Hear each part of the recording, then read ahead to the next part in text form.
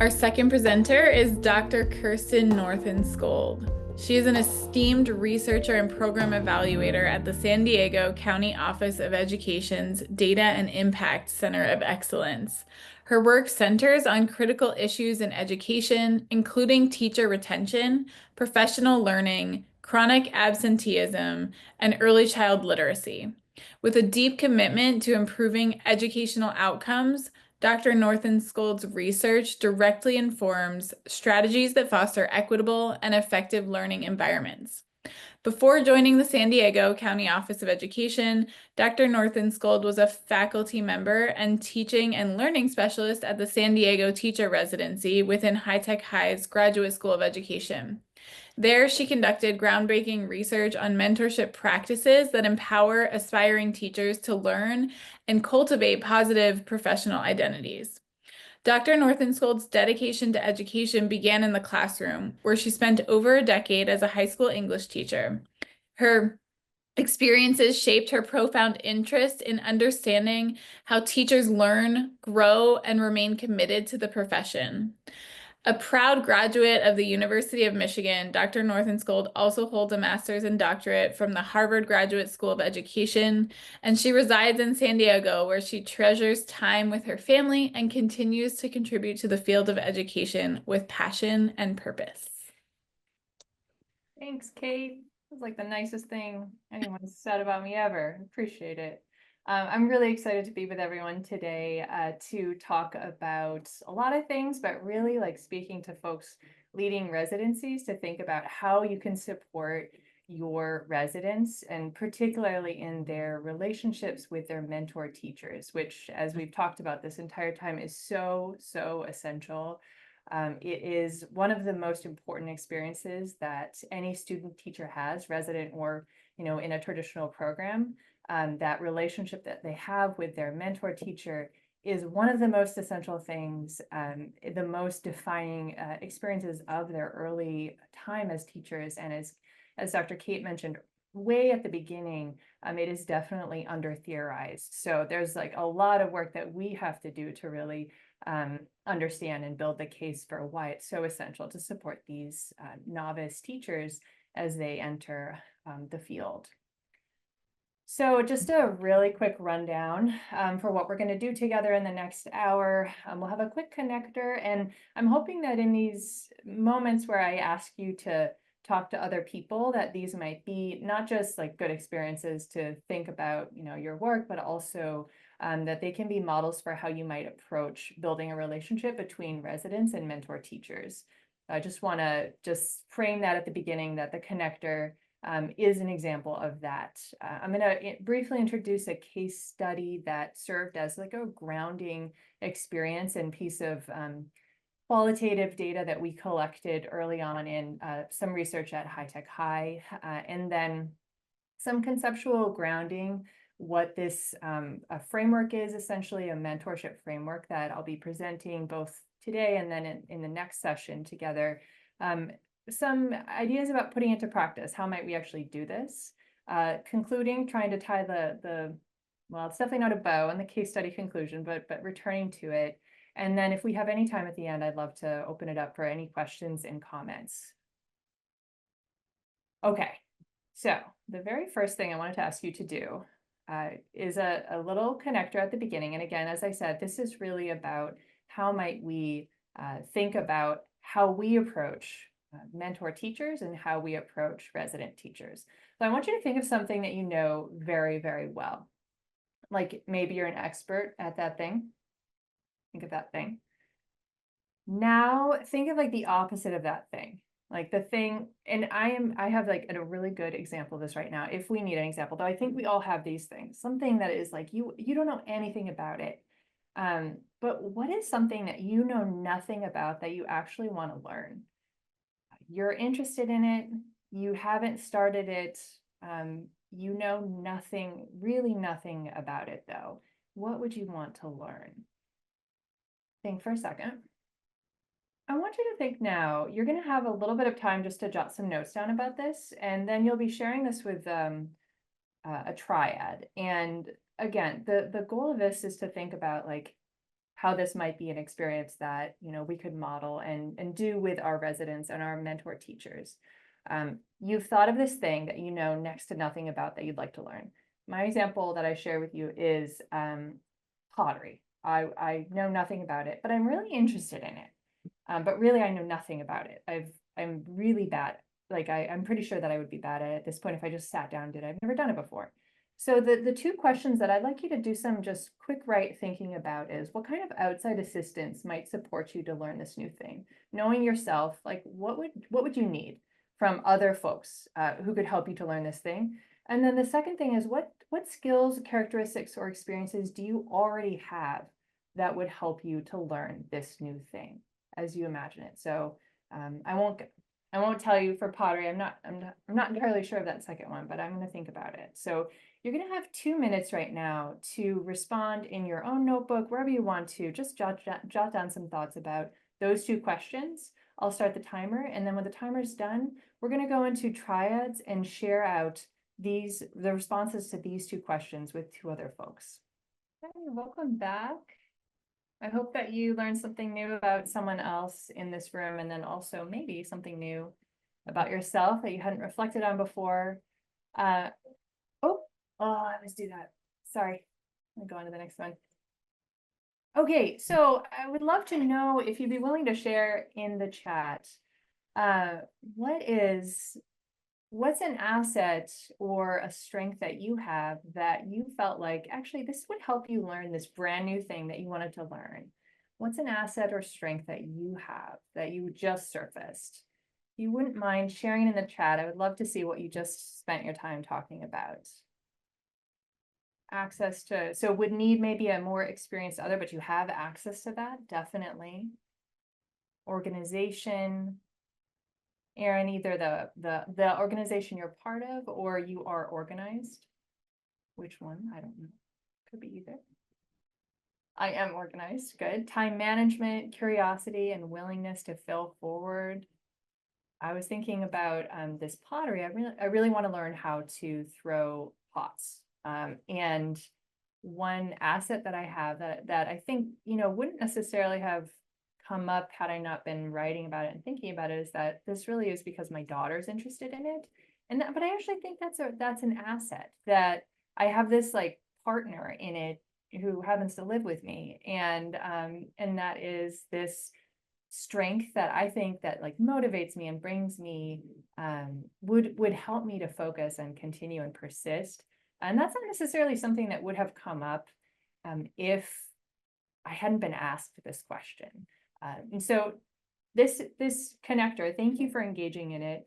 The purpose of it really is to begin to think about what are those strengths or assets that we have that actually, when we come to something that we've never seen before, like a resident potentially comes to teaching, how do those strengths actually support that individual to learn? And how do we help mentor teachers to both see those strengths and also elicit those strengths and build on them through their work together? So I'm going to start here by talking about a brief case study. And this is a stock photo, not the actual Alex. Alex was a resident that I worked with. And actually, Alex was my resident. I was not my teacher. I wasn't the mentor teacher, but I was the field supervisor for Alex. And so I spent a lot of time with Alex. And Alex was so excited to become a teacher.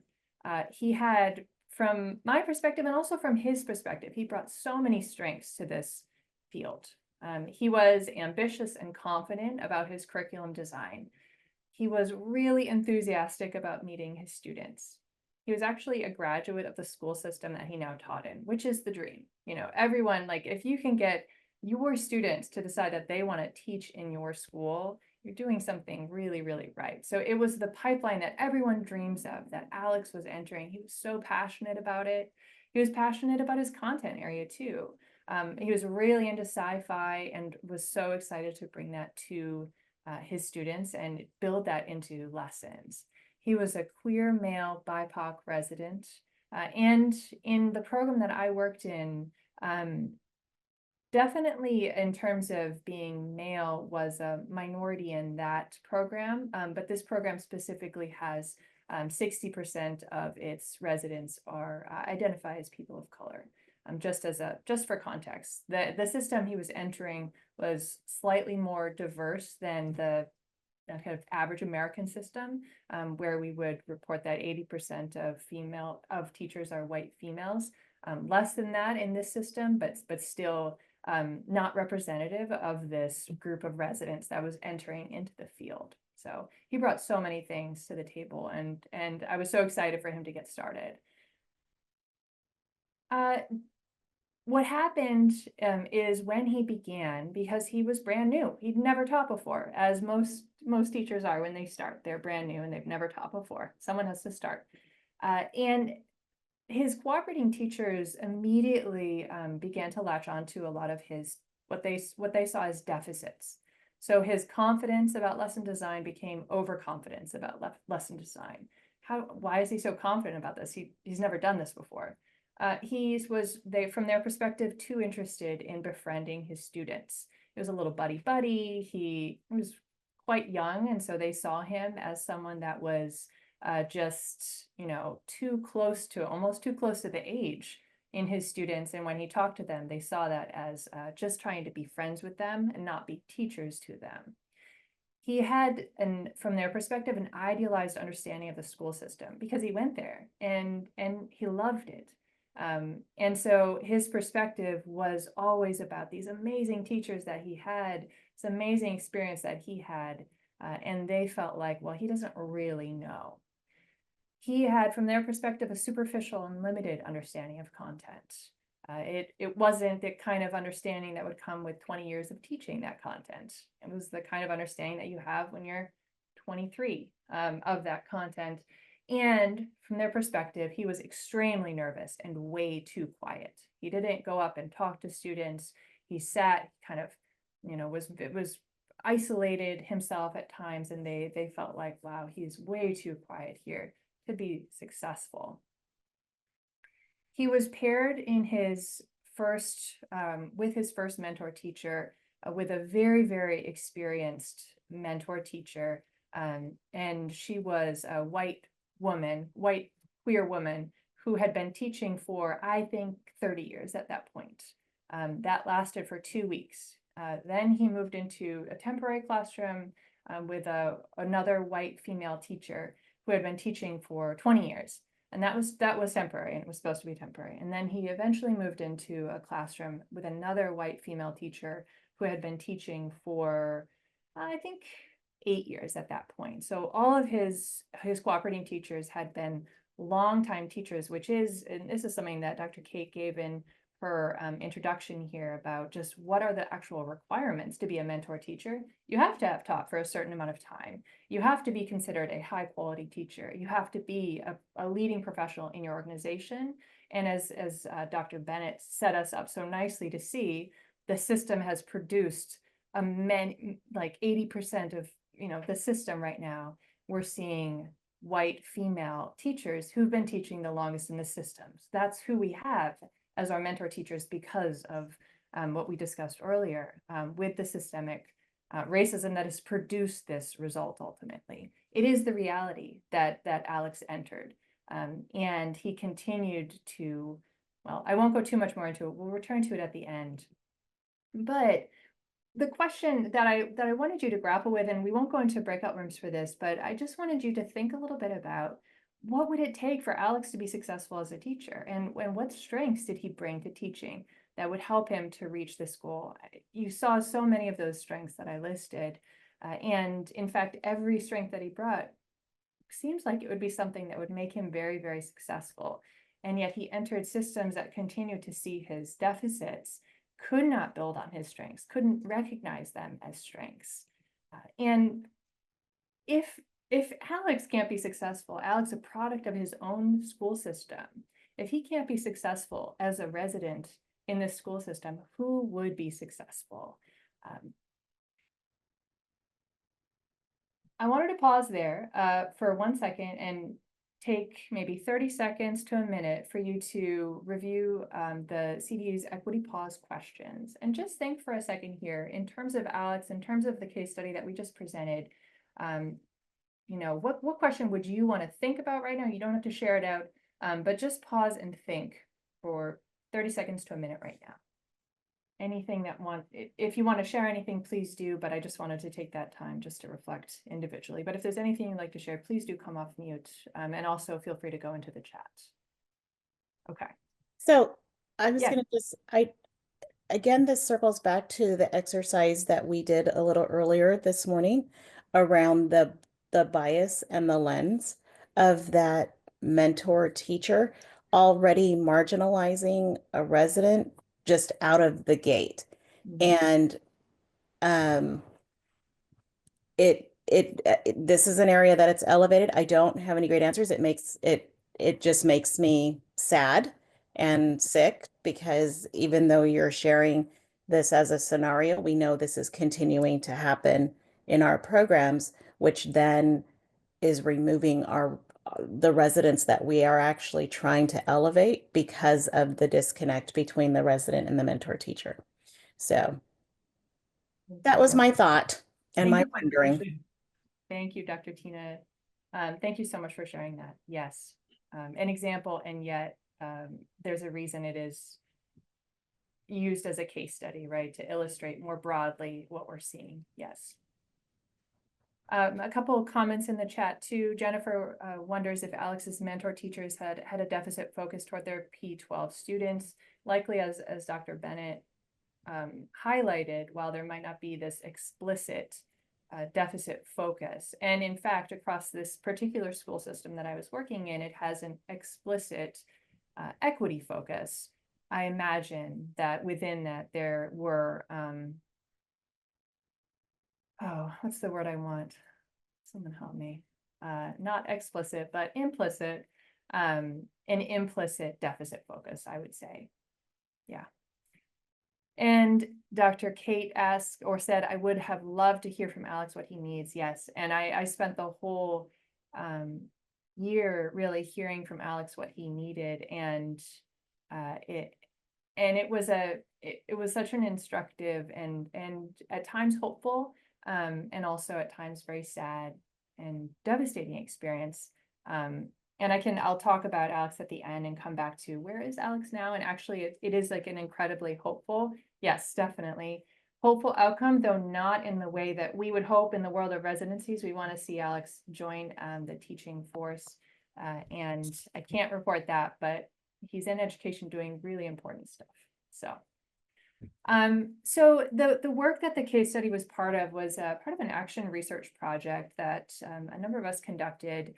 And this is forthcoming in a collection from Travis Bristol. And I just wanted to give a little overview of what we did as a program to just conduct this action research project. And eventually it led to a framework that I'm going to be talking about today and also in our next session together. And just to overview what we did. So how we conducted this project, we collected interviews with residents. I would say about 75% of our residents we conducted interviews with, and we prioritized conducting interviews with our BIPOC residents, especially our BIPOC residents who were paired with white mentor teachers. And we wanted to really understand this relationship and the potential impact that a mismatch could have on the experiences that the residents had in their residency. And we also conducted interviews, one-on-one interviews and focus groups with mentor teachers, specifically digging into their own understanding of how their identity impacts the relationships that they build with resident teachers. And lastly, observations of instruction and mentorship was also included. Then we analyzed that information, iterative coding of the interviews and focus group, transcripts for themes. From that, then we conceptualized a framework. So using a funds of knowledge lens, we developed a conceptual framework to guide residencies in supporting residents and their mentor teachers. And I would say it's not just for residencies. So I think beyond residencies, it could be this could be applied to traditional teacher ed programs as well. But I think it definitely comes out of a residency, and I think is potentially most applicable for the way that residencies are structured, the like intense amount of time that you spend with your residents, if you're a mentor teacher, is different from in student teaching, where you might get, you might be there for a couple months and then you get to go. And then action turned toward the end of this, and this is when I stepped away from this organization, and I can't speak to this as much, but I would definitely encourage you to reach out to Dr. Carol Battle, who has been part of this group before. She works at High Tech High's Graduate School of Education, and she can speak to the programmatic changes that resulted from the work that we had done, the research, and the framework. And the framework specifically is what I'm excited to talk to you about today. And I'm hopeful that these stances and the framework itself can be a guiding tool in your work with residents and how you might think about supporting your mentor teachers to help their residents. They, as a rule, do not, as I think, exactly what Jennifer brought up in the chat, did mentor teachers have a deficit view toward their P-12 students? I would actually also ask, did they even have a deficit view, an explicitly deficit view to Alex? No. And they didn't enter any of these relationships with an explicit deficit lens, and yet it persisted. And so I believe that the mentor teachers would benefit from support to see how they can make that explicit and then grapple with it and deal with that, as opposed to leaving it implicit and leading to Alex's continuing to experience what he experienced over the course of the year, and which was harmful. So today I'm going to be talking about the first stance in this framework. Again, this resulted from the Action Research Project that I mentioned before. And the first stance that we have highlighted, and this is work that I've done, and then also with Dr. Sarah Fine out of UCSD. And the first stance that we feel like really emerged from our research, and also from, we're in this way presenting a framework that is based in research, but then also really we're kind of testing this too. And so I'm interested to know, like, how does this play out in your work? And we would love to know about that. But the first stance was centering resident teachers' funds of knowledge. And this is what I'm going to be talking today most explicitly, and then also trying to hopefully give you some strategies so that you can support your mentor teachers to do this. There are some things that they can do, very tangible things that they can do at the beginning of their experience with their residents that can support them to do this. And there are then two other stances that we're going to be talking about in the next session together. So I hope you're able to join then as well. I'm excited to continue to talk about this with this group and to explore it. The second stance was deliberately disrupting traditional hierarchies and power dynamics within the classroom. And the third was intentionally designing learning experience for resident teachers. And those were really the three stances that we felt when residents were in mentoring relationships where these three stances were present from their mentor teachers, they were successful, they felt effective, they felt like they could do this. And when residents were in situations where mentor teachers did not have these, where they did almost the opposite of these things, they felt like they didn't belong as teachers. They couldn't see themselves as teachers as they are. They felt like they had to be someone else. And so these three stances, really, I would say over the next session and this one, I'm hopeful that you'll get a sense of what might an arc of learning be for your mentor teachers as they are working with their residents over the course of an entire year. And that's a tool that I'll present in the next session, where at the beginning of their experience together, what might you do? In the middle, what might you do to continue to support the development of these stances over the course of a year? And hopefully today will get us started on that. So, as I was saying, today I'll be talking about stance one, centering resident teachers' funds of knowledge.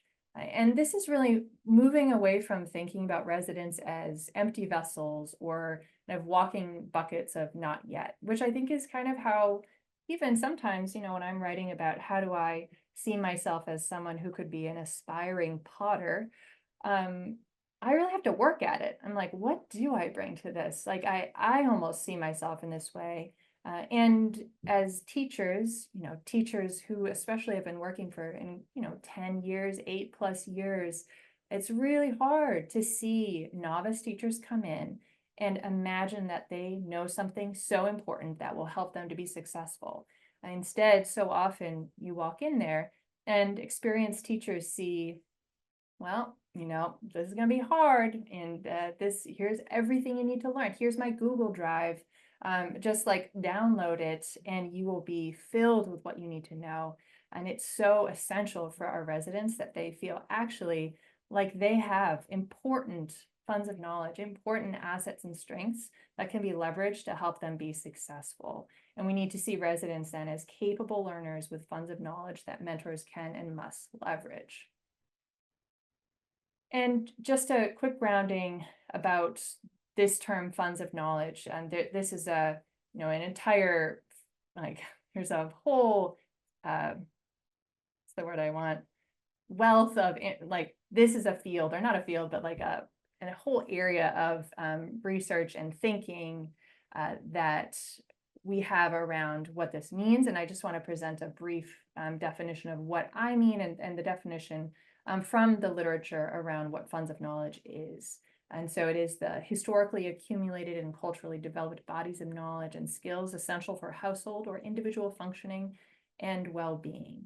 And so this research and this field, the academic work in the literature really does inform this stance in particular, and also how you could think about enacting this in your own program. So I wanted to just give a little bit of some of the qualitative information that we gathered when we were conducting the Action Research Project. How did this particular stance emerge? So what we noticed, and this may be something that you notice as well in your own programs, in mentor and resident relationships that were described as mutually strong, this stance was often central to how mentors approach their residents. That's how they really saw their resident. They said things like, she has areas of expertise I don't have, or she's learning, but we're both teachers, really positioning her as a teacher, even though she had never been a teacher before this year. Those were two quotations in particular that really illustrated the way that these residents were approached by their mentor teachers, and they felt that way too. When an asset-based stance was less present, residents often felt thwarted and demoralized, especially our BIPOC residents working with experienced white female mentors, and experienced as in +5 years, some of them 10, 20, 30 years. Residents in these situations felt like they had to, and this is the word that they used, they had to mimic their mentor. They had to be mini, or most frighteningly, they talked about being a clone of their mentor teacher. That was how they could see, that was the only way they could see themselves being successful. And they didn't say these with pride, saying mini so-and-so, it felt like demoralizing in that kind of a situation. Many spoke of the number of years their mentor taught and how it was impossible to follow that same path. How could they be that person? How could they be successful if they hadn't already taught for 10 years? They couldn't imagine it. And in these situations, these stances, the stance that we talked about earlier, and also the way that the mentors approach their residents, as with Alex, it was not like the quotations at the top of the page where she has areas of expertise I don't have. She's learning, but we're both teachers. Those kinds of quotations we were not hearing from the mentor teachers who are working with the residents who are quoted down below. In those kinds of situations, we were seeing mentor teachers say things like, well, he hasn't developed his teacher voice yet. Things like that, that eliminated that this teacher did not feel like this resident could be successful at this point. So what it sounded like then, again, as I was just saying, is in terms of both how the residents were talking and how the mentor teachers were talking, it went from he needs something, I'm not as good at, those were things that we heard, to I'm learning from her. that was what a mentor teacher would say about the resident, or she brings so much to the classroom. Those kinds of quotations that really showed that the mentor teacher saw the funds of knowledge, that the mentor teacher, it wasn't that this resident just, was like special and had something, that they were being really vocal about it. It was simply that the mentor teacher really saw those and listened, and found them and then leveraged them. And so I want to think a little bit now about like how we actualize this. How do we actually do this in our programs to actualize asset-based mentorship? And we want to move from just generic relationship building, where we might do, and in fact, some of the exercises and the protocols that I'm going to introduce today, I think if done without a broader sense of why, and also without maybe arc of learning for your mentor teachers, will be this. So I just want to say that if we just do like an icebreaker at the beginning of something, it will continue to be generic relationship building unless we are really deliberate about supporting these relationships, where mentor and mentee co-design, which centers the assets of both players. So both teachers, the resident and the mentor, have assets which are centered, which are highlighted, and the mentor and mentee, they actually co-design this relationship as opposed to more generic.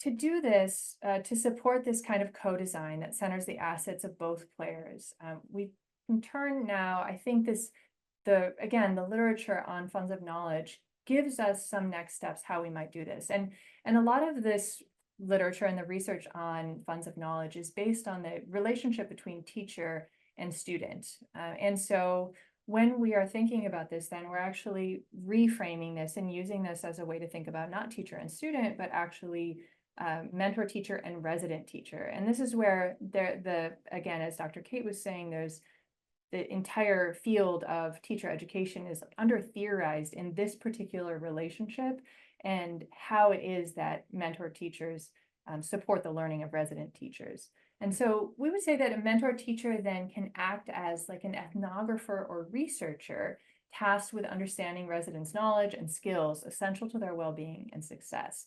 So to do this, and this is not all you can do, but this is a start essentially, deliberately using conversation protocols, protecting time for mentors and residents before the school year, and using design thinking protocols to support co-design throughout the year. And that last piece is something that we're going to talk a lot about in the next session together, about really how to, throughout the entire year, use planning time, co-planning, co-design structures to continually engage residents and access their funds of knowledge throughout the entire year. Okay, so putting this to practice then, I wanted to lay out like a little bit of what this would look like over the course of a year. So as you're engaging with mentor teachers, and you're working with residents, where do you start? What do you have to have in place in order to really make this work? And how do you do this? So, and I think some folks in the room are engaged in this already. And so hopefully, if that's the case, if you're working on this already, I would love to know, like, what are your experiences so far and the learnings that you have? But the first thing that you really have to make sure that you identify is, like, when is this going to happen? When can you protect time for mentors and residents before the school year begins? It's so essential that you protect the time for them because it will not be protected otherwise. Time, as you know, when you're starting the year for teachers, it's scarce, and planning and discussion, reflection, this kind of data collection will otherwise happen in a happenstance way. And what will result of it likely is that the biases that Dr. Bennett talked to us about will instruct the data that's collected, will inform what information is taken in, and that will be the research that's done about the resident, unless it's a very deliberate process. So when is this going to happen? Away from the classroom, protected time. And then also during ongoing PD during the year, we need to make sure that we're not just doing this a kind of one and done thing at the beginning of the year. but how will they be able to return maybe to a central location away from the school where they can have that time together to discuss. And that was something that when we were working in our program at High Tech High, that was something very deliberate that we did, where there were times where they were able to come together and connect off-site and engage in this, where they weren't thinking about what I have to grade or the students that are waiting to talk to me outside the door. So also, in addition to, thinking about these kind of conversation protocols, we do need to build some trust before that point, because it's very difficult. And as I'll talk about in the next session with the power dynamics are present from day one. And these are deeply internalized power dynamics of student and teacher. And we can't just start by saying, tell me your hopes and fears on day one. And so how will we support the relationship building between mentors and residents prior to these deep conversations that will help to elicit some of the strengths that the residents bring, and also the strengths of the mentor teacher, and how we can see them as co-designers in that. That's not day one. And so there need to be relational activities that you begin with to build trust prior to school. We also, and I think everyone in this room has this, but I think it's important for mentors to also understand this. So what is your programmatic rationale for centering residents' funds of knowledge in their work with mentors, and how will you communicate this? I think this is important to not make it an implicit thing that you're doing to them without their knowledge, to mentor teachers, but very explicitly, how will you discuss this with mentor teachers? What will you say to them about this process? And potentially also to your resident teachers. And importantly, I think, what will the resident teachers and mentor teachers, what will their why be for this? And allowing mentor teachers to articulate this as well, a kind of why statement for why this matters, is helpful and grounding, so that throughout the year, when you get to that moment and they're saying, no, I mean, he doesn't know anything, you can have this grounding document, a grounding agreement around, this is what we believe, and this is in fact what you believe as a mentor teacher. And the what. And so I think in this initial, in order to understand and to really be a researcher or ethnographer as a mentor, conversation protocols, we have found, at least at High Tech High in the past, conversation protocols will be incredibly effective. They put guardrails on things, they make it's on one sheet of paper, and you're able to enter into a conversation with questions that are already identified, and then exit that conversation and have opportunities to reflect and debrief. But yes, I'm seeing in the chat too the importance of, the trust building is so important, exactly. And that you definitely don't want to start with conversation protocols. That's not day one of this, to guide mentor inquiry. I'm saying, I just wanted to make sure I check the chat here really quickly. Definitely. So see, Marissa is talking about the mentor resident match process, so important. Yes. And how we set up expectations and dispositions needed as mentors in their recruitment, selection, and support. Yeah. And it was, I mean, the program that I worked with was incredibly deliberate, and also was in need of mentors. There weren't enough. And you may find yourself in this situation too, where you simply, it's not like a warm body situation, but it at some point we were getting desperate at times. We needed people. Who were they going to be? And a lot of the state of California guidance around this, as we talked about before, it really prioritizes and privileges experience, which then privileges, as we talked about, generally whiteness and femaleness in its selection criteria. And that's also what the principals are looking for, and so there's this whole, like, the selection of it is incredibly important. More in the chat, hold on here. Yes, relationship needs constant tending to sustain the hard conversation, totally, and it cannot be just one and done at the beginning of the year with this. So an important like arc of learning for not just getting into lesson design, but also having these moments throughout the year where you're able to connect again. This is why engaging graduates of the residency as mentors, yes, as well as others from the school is so critical. Totally.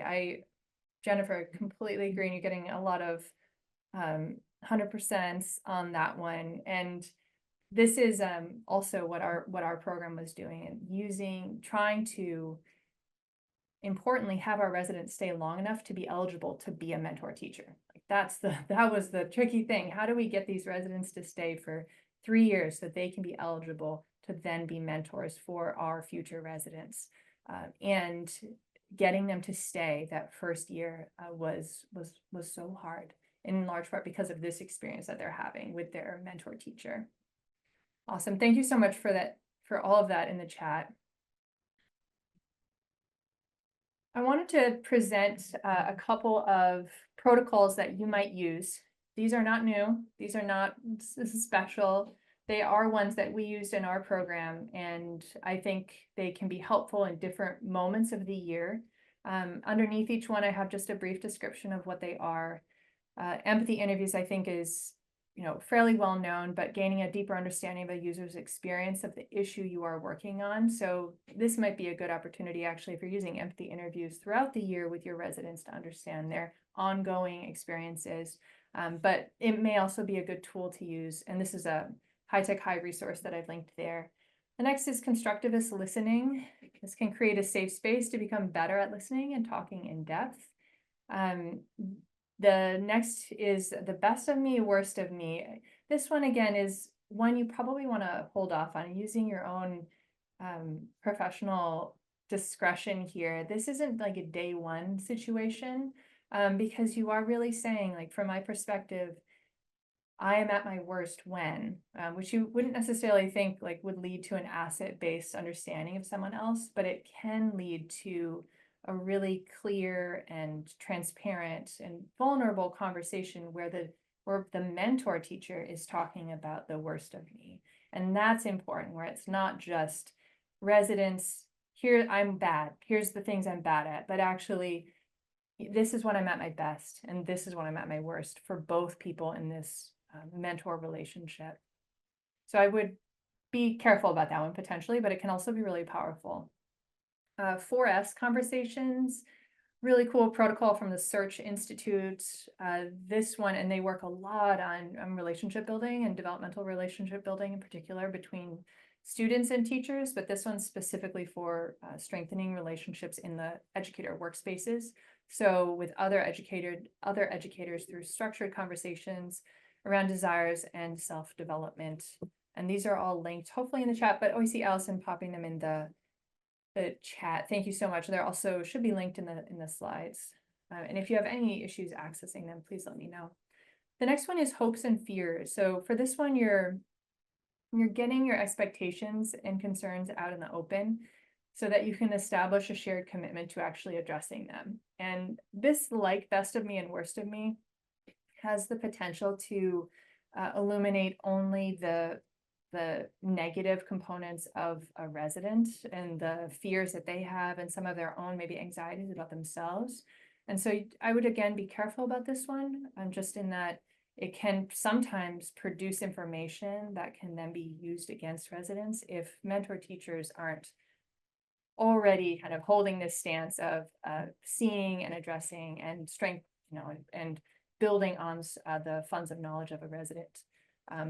But it can also be really instructive to have residents see that mentor teachers actually have fears, and they have fears about sharing their classroom. They have fears about getting it right as a mentor teacher, and that in fact, getting it right doesn't exist. And so to see their own experiences kind of in parallel to them with their mentor teacher can at times be helpful.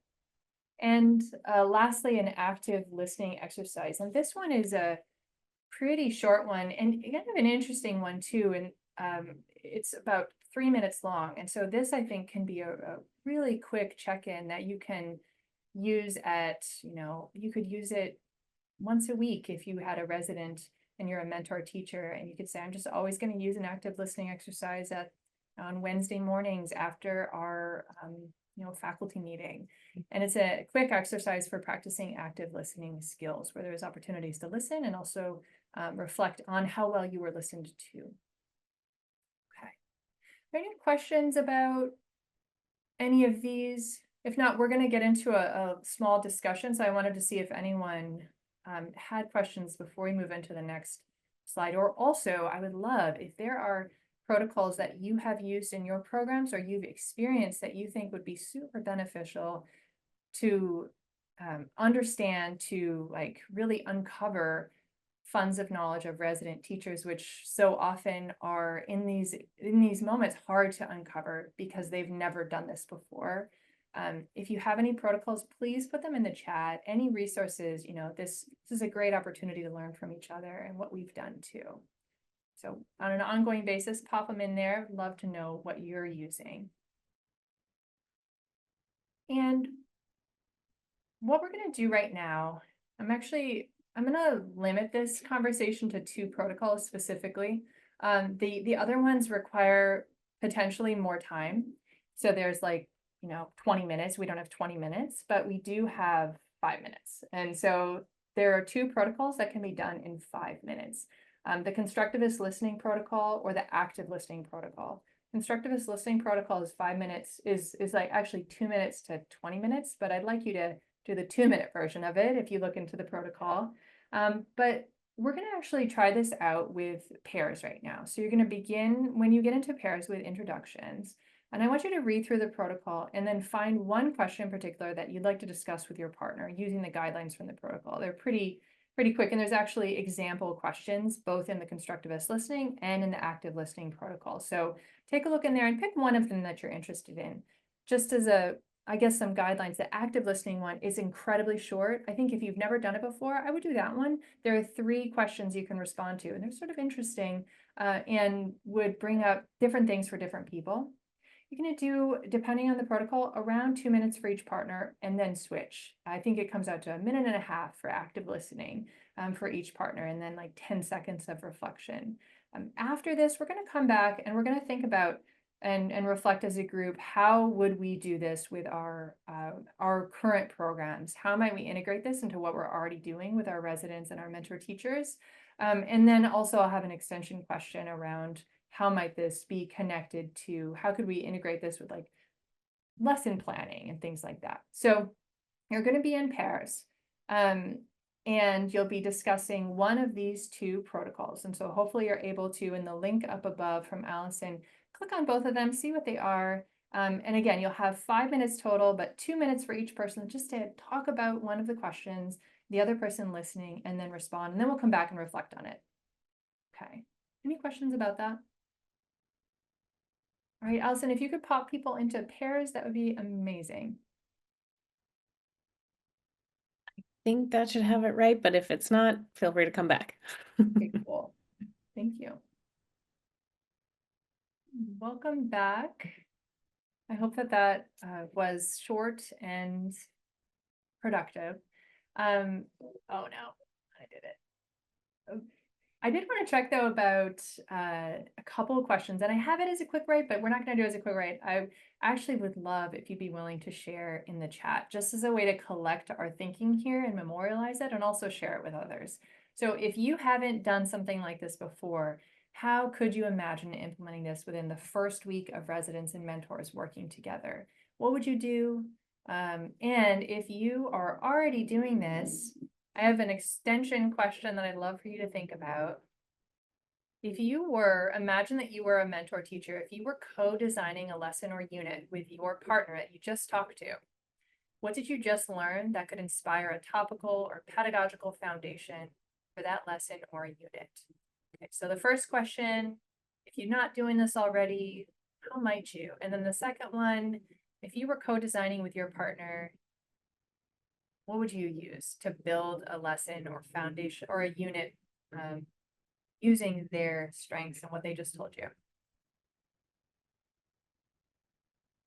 Let us know in the chat. Or you can also come off mute, but I would love to have it memorialized on the chat too. I really appreciated, I'm not sure if someone else has about to speak, but one thing that I really appreciated about the active listening protocol was the question about strong feelings. I love that framing of strong feelings, like not what you're angry about, not what you're, emotional about. It's like what you have, your kind of creates this frame of like, let's be curious about our strong feelings and kind of like what's on, how can we unpack that? What I also appreciated about that question is that if I was a mentor teacher in that position, I want to tap into the strong feelings of my resident because those are the feelings that drive passion. Those are the feelings that people are committed to. That to me, that's an indication of commitment, right? And passion. And so how can we build a lesson around those feelings, those strong feelings, whatever they are? And I mean, maybe the feeling is anger and maybe the feeling is anxiety, but there's something under there that's, ripe to be used for something that could drive a lesson in the classroom. Totally. Thanks so much for sharing that, Heather. I think you're so right that that question is so interesting and it's not a leading question in terms of like what kind of direction you're going to go with it, as you just said. And it definitely is so tapped in to passion. I love that. And I wasn't even thinking about that as like a passion question, but you're so right. Other reflections, Erin's imagining that this could be something that they walk mentors and residents through. Anything else about this in particular? And I'd love, like, if you were co-designing a lesson from what you just learned, would anyone be willing to share? What did you learn that you think actually you could imagine like a lesson or a unit that's based in what your partner just talked to you about? Anyone be willing to share that? I can share again. Sure. Just to make this concrete, give ourselves a concrete example. I was paired with Dr. Bennett, and so one of the things that came up for us was we started talking about data, actually. And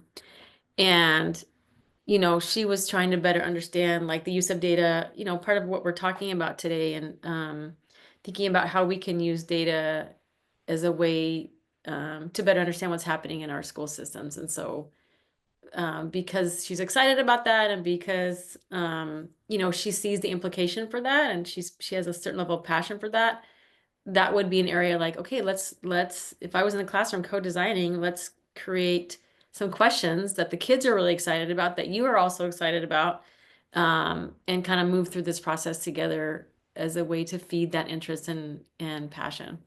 Totally. I love that. Like you could have a whole unit on like, wherever you're located, educational ecosystem, and you could build in like, understanding, reading educational data, and, it's so many cool things you could do with that with students. Awesome. Thanks, Heather, for sharing that.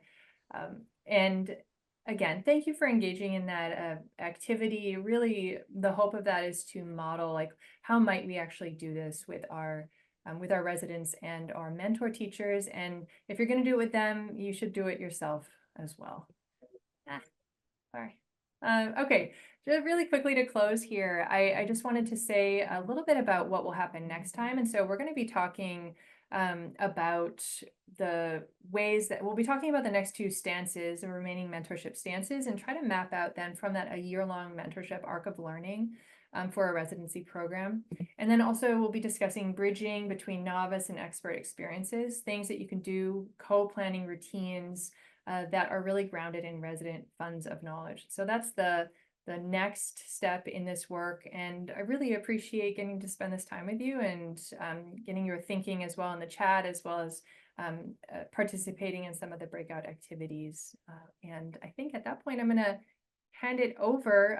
Kate, should I stop sharing and Sure, if you don't mind, we'll switch. But while we're switching, I feel like people probably want to hear about the case study. Like, oh my gosh, yeah, actually I had a slide. Thank you.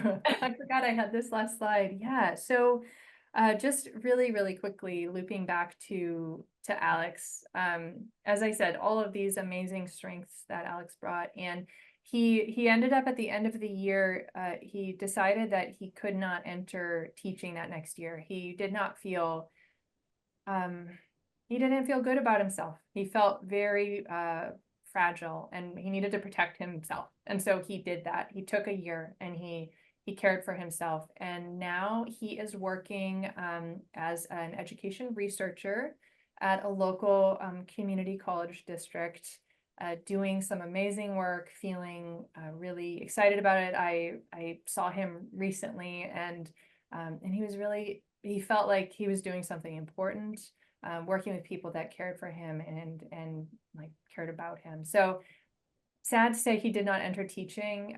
He did get his credential, and so he could, and he had, it continues to remain like a goal. He was saying, well, I haven't decided, I might still do this. But it is, you know, really a loss to this school system that this was a resident who was perfectly set up to be successful in this place. He was the, you know, the biggest cheerleader of this school system, and was not able to be successful there as a teacher. So I'm sad to say that, but I'm also really excited to know that he is still in education, and he's doing important work, education research, and thinking about future work, like future doctoral work. So you know, that is encouraging as well. And I imagine, like, we've basically been thinking about this the whole time, but if you had him as a resident in your program, like, what would you do to build on his strengths to help him? Like, there's so many things we could have done, and there were so many things that didn't happen, and we worked so hard as a program to support him. One of his 3 mentor teachers did retire, good question. The other teacher did not, and you know, and that teacher is also a part of this case study, and she, you know, and she's like an example of someone that we worked with very hard to support her in developing stances that would help Alex to be successful. But it, you know, the foundation was so hard. It's so hard to address the foundation, right? When the foundation was laid in the way that it was, how do you come back from the belief that your mentor teacher thinks that you don't have anything to give? And as a mentor teacher, if you really do believe that, how can you come to believe something different about this resident? So yes, you know, but I am happy to and excited to know that he's in education still. And that was my biggest fear, is that he was going to leave entirely. So again, thank you so much for your time today, and do reach out if you have any questions about anything. But it is, I think I'm slightly over time, so I'm going to pass it on to Kate, and I'll stop sharing now. Thank you so much for that amazing presentation. I can't wait to hear about the rest of the mentorship stances. Okay, so I'm just going to share like just a couple things to wrap us up. If you are a member, which I believe most of the people that are here are, but I just want to preview this with you, that like out of this session, you will be hearing from us to schedule your like individualized coaching sessions. And one of the things that we'll do in that coaching session is walk through this like data collection analysis tool for you and help you develop your mentorship development like scope. And so we'll walk you through. I just wanted to preview it with you. We're not going to put it in the chat because some people aren't members, and so we want to make sure that we're individualizing the support for the people that are getting the like coaching and everything. So but anyway, I just wanted to show you, this is the kind of stuff that we'll walk you through. It's kind of like reflection, that qualitative piece, sort of your mentor selection process and job description, your resident selection process and job description, what you currently have in place to develop your mentors, and then you know, any other qualitative data you might have, the initial demographic information of your mentors and residents, so that you can start that comparison between you know, your mentors and your residents, and then just like reflection, like guided reflection about what you're going to do next for your program, and like what supports you might need from us to be able to develop your program as well. So I just wanted to preview that. And then I'll pass it to Allison for a minute. Hi, everyone. I in a moment, am going to put a link to our survey in the chat for today. But before I do that, I just want to say a few quick words. So, You know, the heart of the work at the lab is really driving systems change, particularly systems change that is like advancing and accelerating equity. And that's why we host these series every year. We want to bring things to you all that is like relevant and impactful and is going to help you increase the equity of your programs and really help you bring in great teachers who look like your students and who can match with your students. Similar to what we've been talking about today, we want to hear from you all about what you need in these sessions, because if we're not hearing from you all, then how do we know that we're serving your needs? And so that's why we have this survey for you today. I ask you to please take a few minutes, give us your feedback. If there's things that worked for you today, we want to know. If there's things that didn't work, we want to know so we can make adjustments for future sessions. We really, really, really value your feedback. And if you're somebody who has not yet signed up for a membership and you complete the survey, you're going to earn $100 off your membership fee. Hey, so as we close up here, I wanted to make sure that you knew about some of the upcoming things that the lab will be offering. Again, you have the upcoming deep dive sessions and the dates listed there for your reference. We are also offering our virtual power up. This power up is happening January 27th from 9 to 12. This power up is going to be focused on financial sustainability, something else that's pressing for many of us in the residency space, especially as the grant funding is being sunsetted for residency programs. And so we'll be spending our time together really focusing on ways that we can be creative in terms of funding our residency programs moving forward. And then, of course, we have our 2025 regional instructional events co-hosted by the lab and SRTAC that are coming up here in the months of February and March. So the Power Up is a free offering. The instructional site visits are a free offering. And so we really hope that you participate in those as well as the deep dives.